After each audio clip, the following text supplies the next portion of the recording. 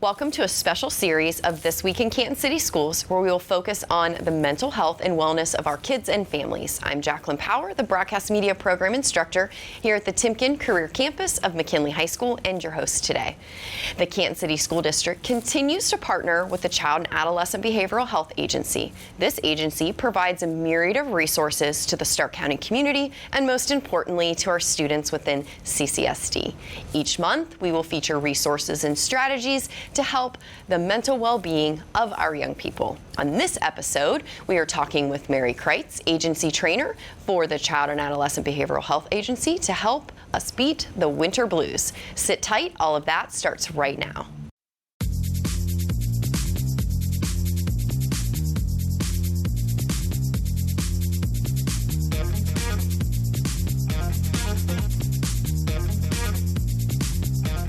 As we continue to look for ways to have a healthy, happy, balanced lifestyle, there's no greater need than to work with our mental health and wellness to meet the unique needs of our changing world around us. This series of shows with the Child and Adolescent Behavioral Health Agency will feature all kinds of different ways to address some of the common setbacks we face today. So we're going to start by having you kind of introduce yourself and tell me a little bit about you. Well, I'm Mary Kreitz. I am the training director and the trauma lead for Child and Adolescent Behavioral Health. So I'm a counselor, and I work with kids and adolescents and families, and we work on whatever they need to work on to basically be happy, healthy, functional members of society. Right, I love it. So kind of, where did you grow up? What college did you go to? So a little bit of your background before we get into the meat of exactly that. All right, well, I'm from Akron. I grew up on North Hill in Akron. I went to North High School. I went to Akron U. I graduated with a degree in, well, my bachelor's degree was in psychology. My master's degree was in clinical counseling.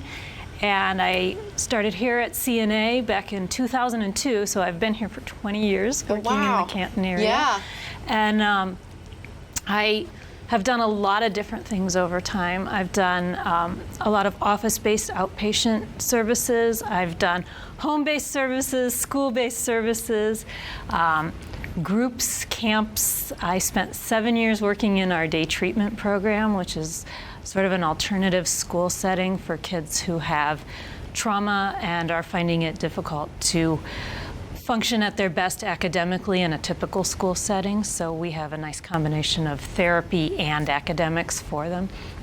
And then now I do a lot of training and speaking in the community to try to work with getting word out there and helping people to understand what kids are going through when they're dealing with trauma or dealing with depression or anxiety or some of those types of things. So how did you first, you said you kind of spent 20 years, but how did you first become affiliated with Child and Adolescent Behavioral Health? And you did talk a little bit about those positions, so maybe we'll just go chronologically with how you started and then where'd you go from there? Well, actually, I started out as an intern.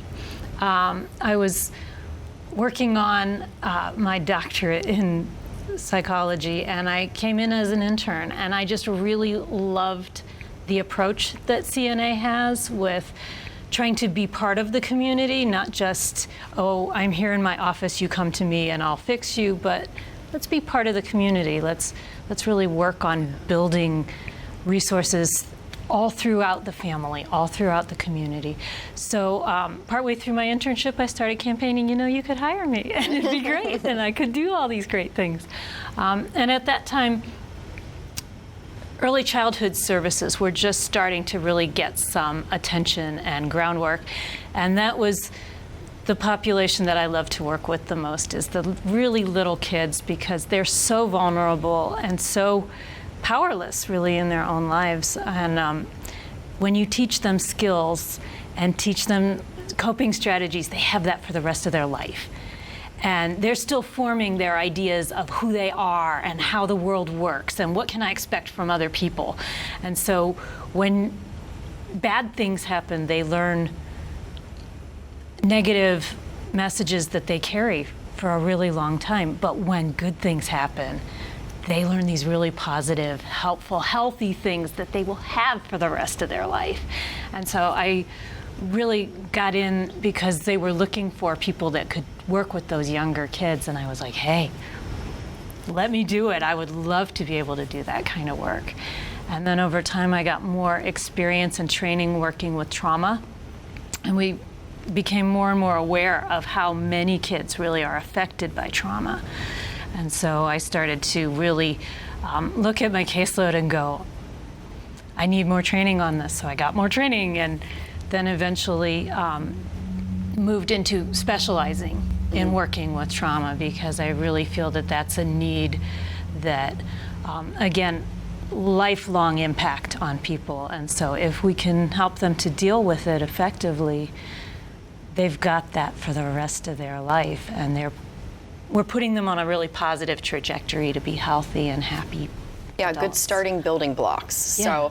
So you're currently CNA's training director. So tell me a little bit about that role and what's involved in your latest role with CNA. Okay, so the training director, there's two parts of it. One part is internal, and part of that is knowing all the things that our staff need to know. What do they need to be able to keep their professional credentials? What kinds of things do they need to just do their job effectively every day? What are all the requirements from state agencies and accreditation sources? And making sure people get the training that they need so that they can do their jobs effectively and efficiently, and so that they feel like they are growing as professionals, because sometimes we have goals where, oh, I would like to know more about this.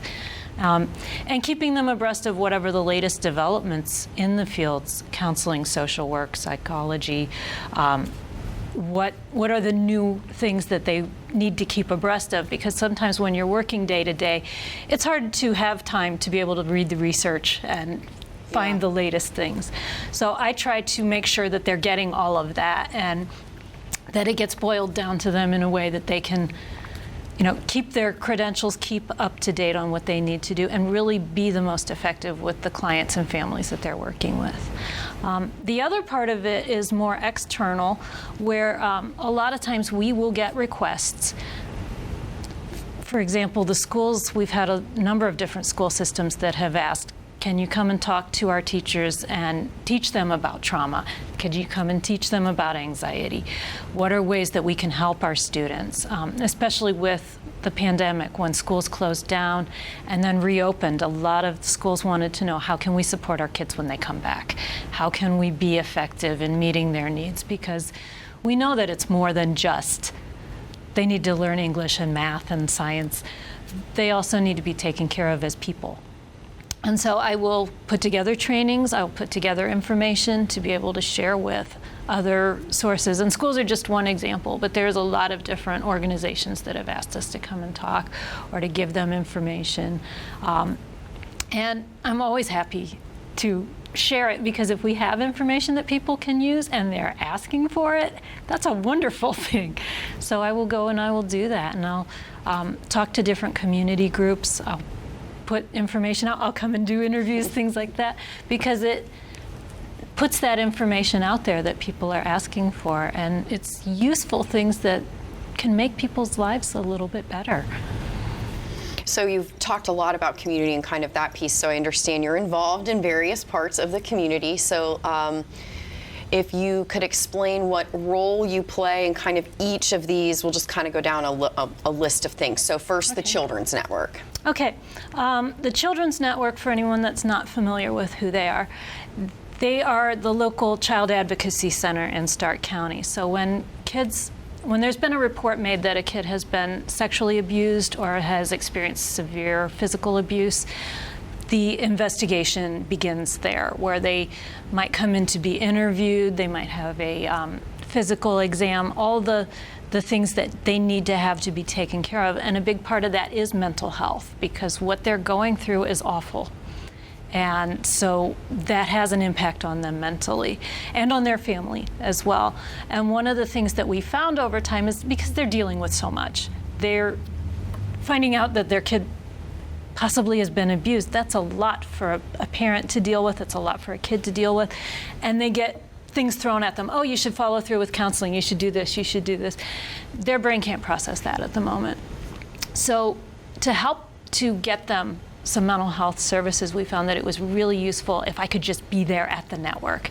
And then people can walk down the hall and we can get them connected with services. Or we could talk to them about why services might be useful for them, why the mental health services might be useful for them, and what the options are, because people don't always know that. Or when they're in the middle of a crisis, they're not remembering it. So I can be there to kind of help them out with that and be available if they need that resource right in that moment, rather than have to find a whole other building, find a phone number to call someone. We can just be right there to do it. Taking away some of those obstacles and not just being a business card. So how about the Stark County Dismantling Racism Coalition? Okay, the coalition actually started up in 2020, right after the death of George Floyd. Here in Stark County, we had a number of people from different agencies, from United Way, from YWCA, from Child and Adolescent, from Kent State Stark Campus, the ECRC, Early Childhood Resource Center, the schools. We had a number of different people that got together and said, we need to do something, and we need to make it local, because racism exists in our community, and we're not wanting that. We want to do better.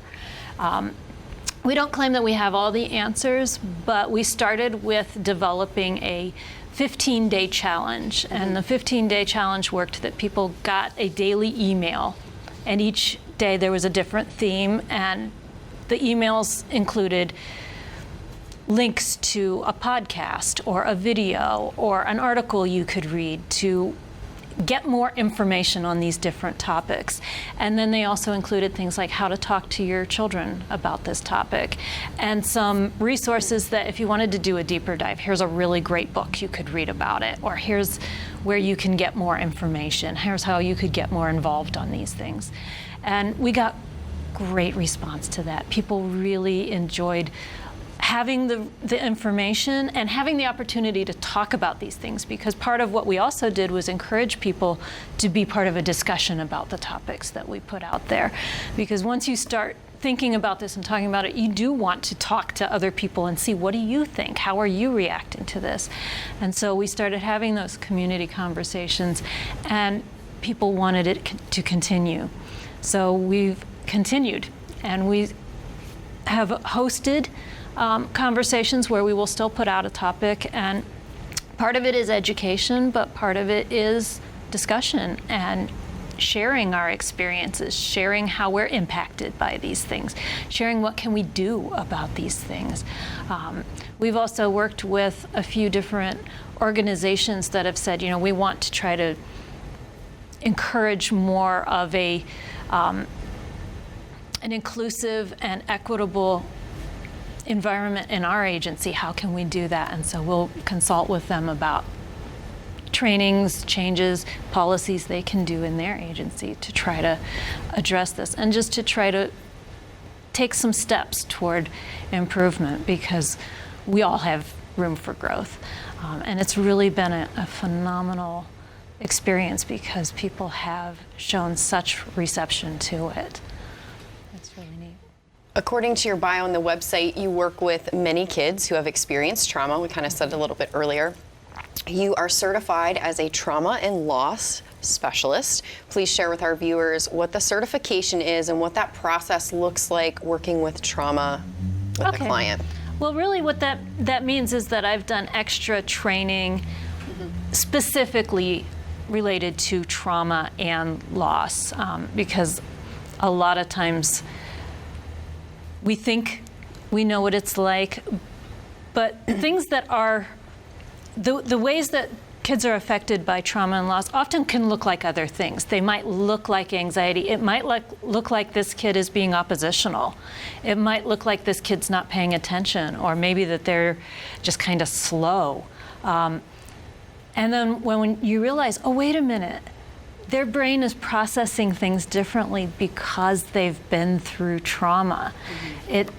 it changes the whole way you approach them. It changes the way that you understand what they're going through and what they need to help them be successful.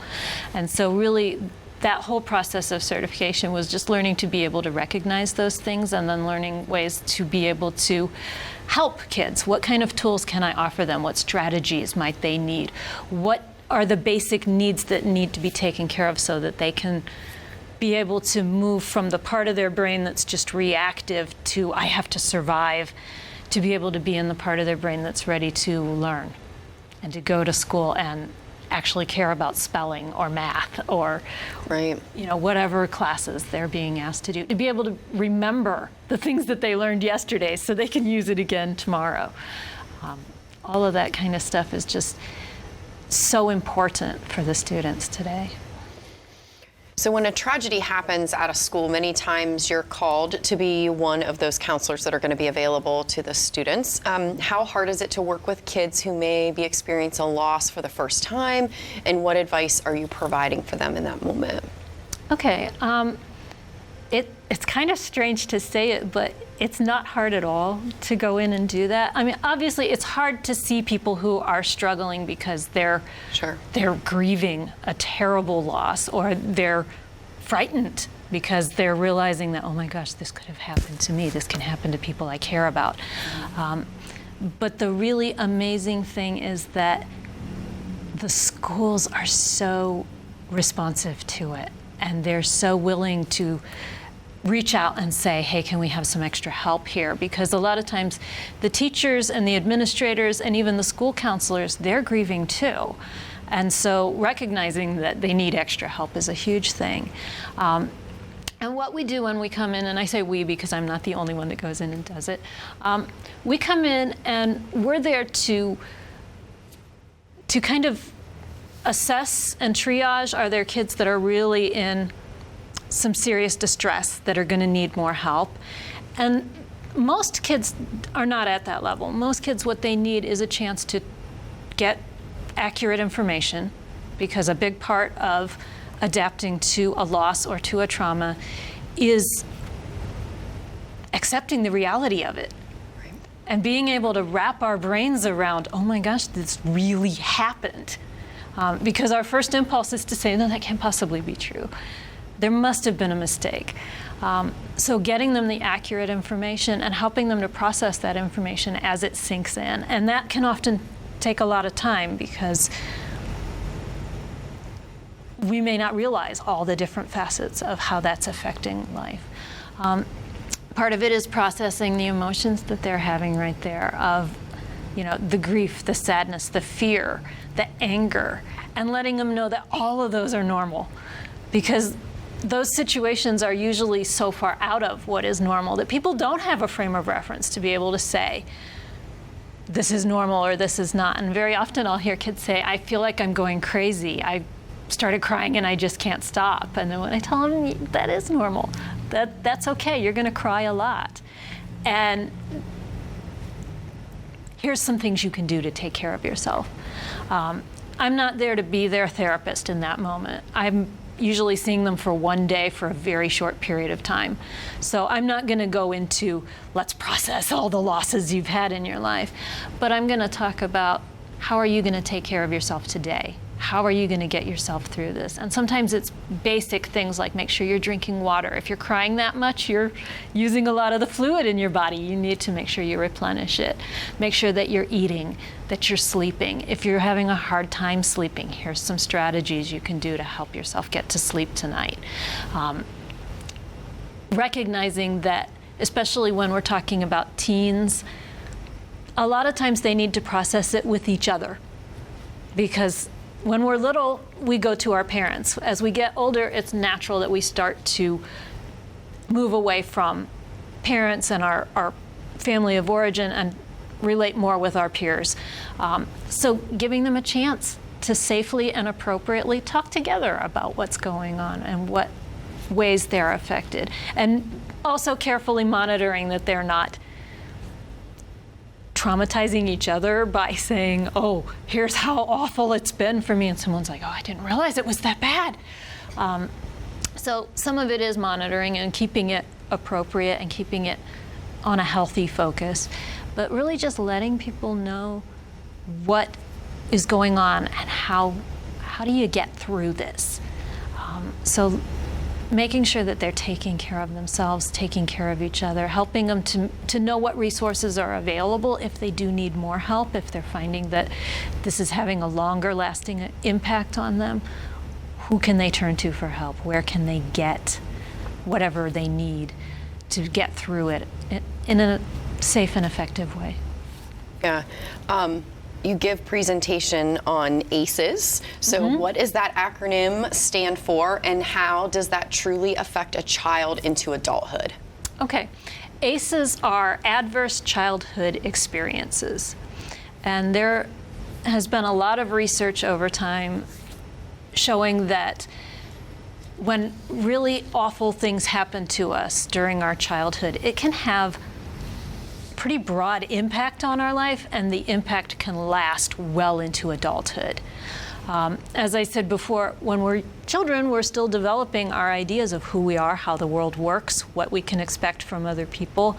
And when we have those awful experiences, that shapes those beliefs.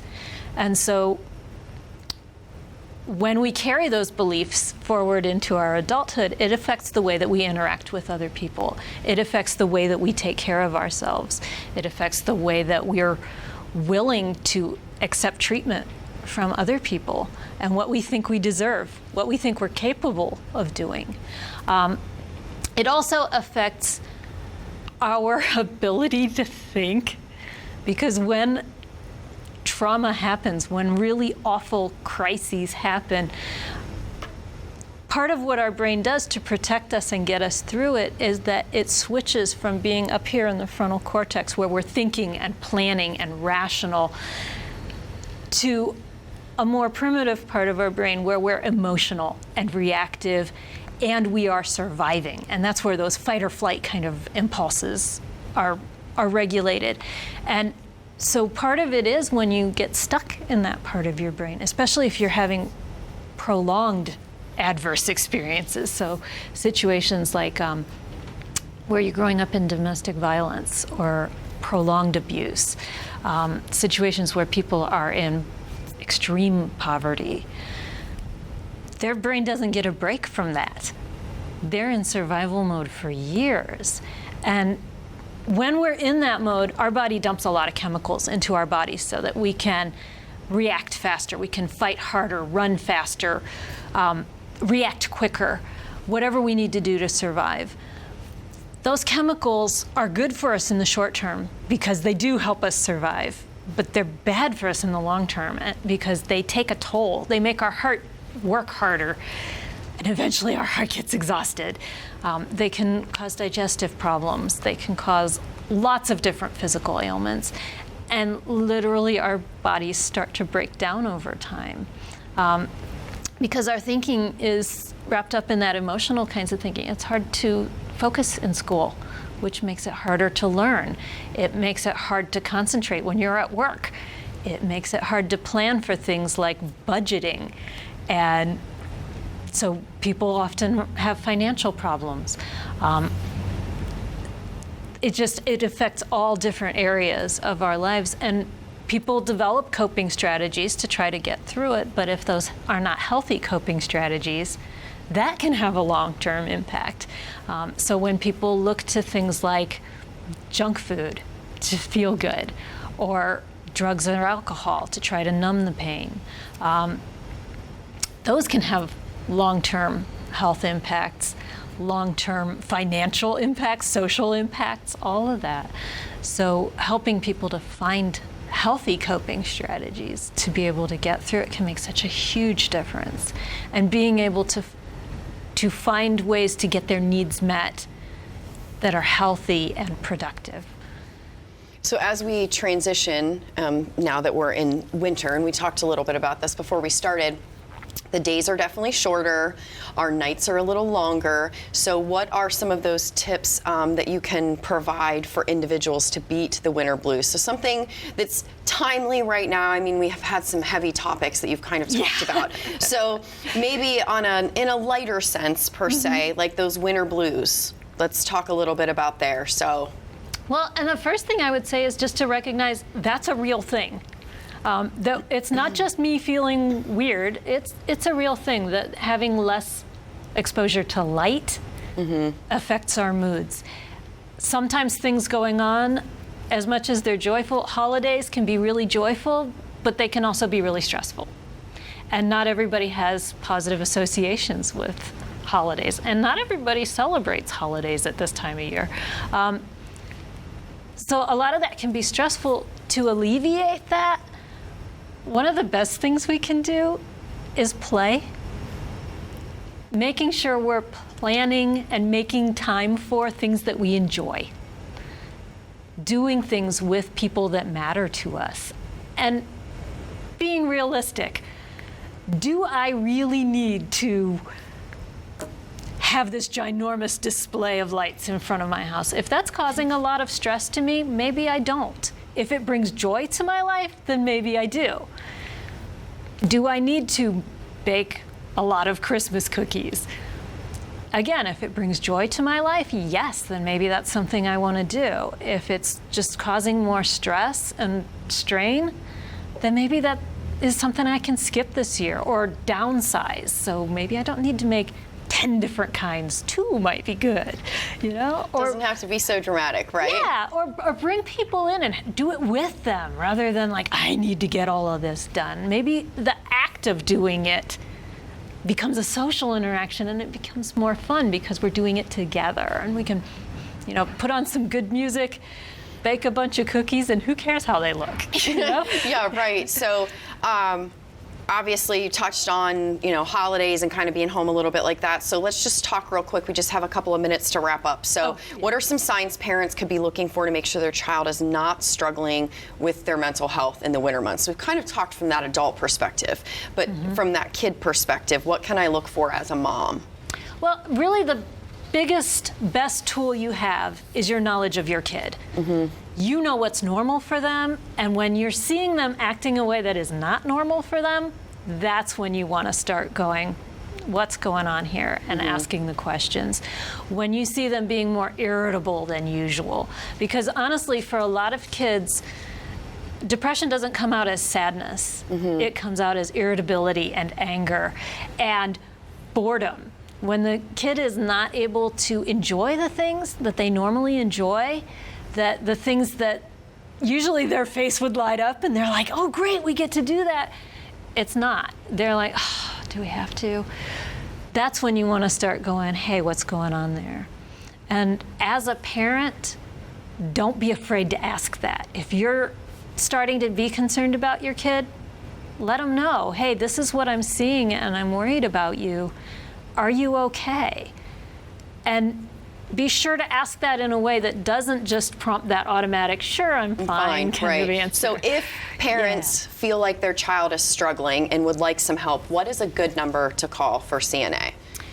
If you want to reach CNA, 330-433-6075. That is our main phone number. We can connect you with all sorts of resources and help, just to get you through these difficult times, because there's a lot that can be done and people need to have hope. So thank you so much. We can visit the CNA website at www.childandadolescent.org. Phone number that was just given, 330-433-6075. So thank you for all the information and all of those resources today, and thank you so much for being here.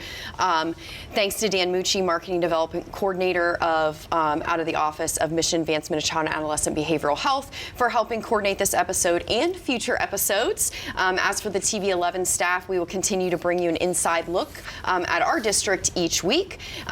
And for this particular episode on mental health and wellness, so if you're a staff member and would like to have a feature story on a regular program, please email me at power_j@ccsdistrict.org, and our station administrator at Bill Widener, Widener_B@ccsdistrict.org. We'd love to have you into the studio to showcase the valuable experiences our kids have here at the Canton City School District and the supports we have in place to educate the whole child. Visit our website at ccsTV11.com, where you can get information on all of our shows and watch us on your favorite device. We'll see you next time.